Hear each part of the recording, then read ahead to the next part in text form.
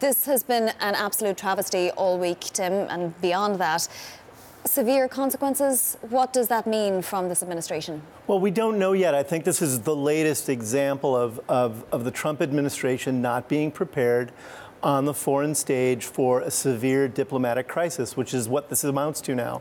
And I think they've been making it up as they go.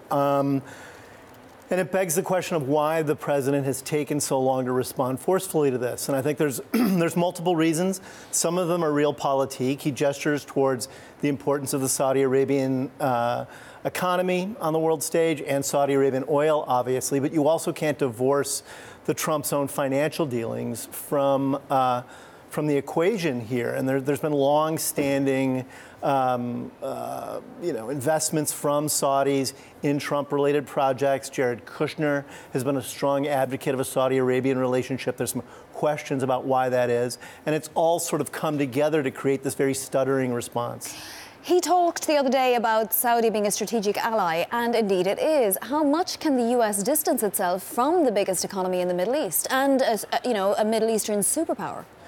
Well, that's what's so tricky about this situation, because there's a clear moral issue here. An individual was apparently tortured and killed. And to what extent does that outweigh the geopolitical dynamics in the Middle East and our own financial and economic relationships with Saudi Arabia? I think a consensus, and it's a healthy one that has emerged, is that morality and values should be put first in this case, and you'll deal with the consequences later. I think you have a young crown prince who has emerged as a darker figure than people anticipated, and the United States is going to have to deal with that diplomatically. So can the United States deal on its own with Iran, with Russia, with Saudi Arabia, all as separate entities with their own separate, issues, wishes, wants, and not even really have China on side? That's a great question, Bonnie, because I think the answer obviously is no. I don't think any country on the planet today can be a solo pilot on trade, diplomacy, or economic growth. We're in a very interconnected world now,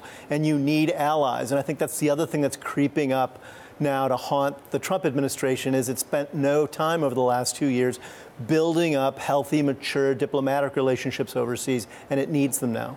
Talk to us about Jared Kushner's role in all of this. Well, Jared Kushner is essentially the architect of the Trump administration's push towards Saudi Arabia. And it's a conundrum, to say the least, because during the time that he was lobbying the people in the White House and personally building relationships to Saudi Arabia, he didn't have full security clearance. He had very little diplomatic experience himself.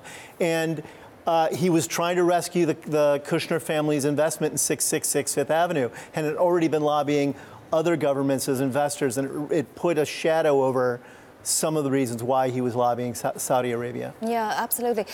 Tim, does the U.S. get past this? It seems awful to suggest that the death of a journalist can be, gotten over. Are there any implications? And what about implications for journalism and other journalists trying to then report on Saudi Arabia? Well, I think on the first front, this is obviously the most severe diplomatic crisis between the United States and Saudi Arabia since 9/11.